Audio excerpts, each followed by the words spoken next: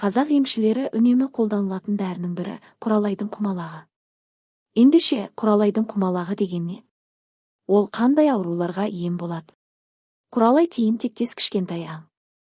Құралайдың дене тұрқы 13-20 см, құйрығының ұзындығы 9-10 см келеді. Алдыңғы артқы аяқтарының ортасына біткен жарғақтарын қанат ретінде қағып ұшалады. Жүні жіңішке әрі жұмсақ, сұрғылт түсті болады. Кішкене құмалақтары бір-біріне жабысып жатады. Құмалағының іші қоңыр түсті болады. Құралай орманда жартас үңгірлерін, тас жапсарларын мекендейді.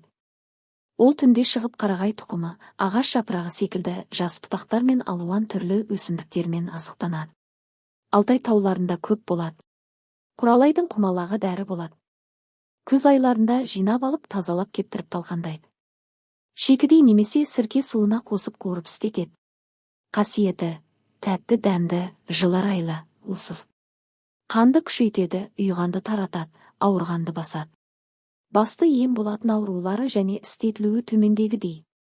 Қан ұйып етеккір келмегенде, іш кеуіп ауырғанда құралай құмалағы 12 грамм, иісті тамыр, мақсары, шаптыл дәні қатарлылардан әрқайсысынан 9 граммнан қатып ішеді.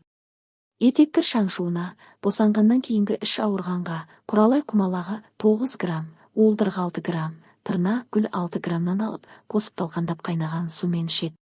Жығылып жарақаттануға, сүйек мертігуге құралай құмалағы 30 грамм, арпа беден 3 грамм, екеуін қосып талқандап, күріш суына араластырып атанады. Зиянды жәндіктер шаққанда құралай құмалағын талқандап, сірке суына араластырып жараланған жерге таңады. Істетілу мөлшері 3-9 грамм шамасында. Сіздердің тыңдағандарыңыз Мақсат медициналық орталығының директоры, көрнекті дәрігер Мақсат Әбдіқадырұлының жеке мұрағат қорынан алынған мәліметтер. Каналға жазылуды ұмытпаңыздар, ардақты ағайын.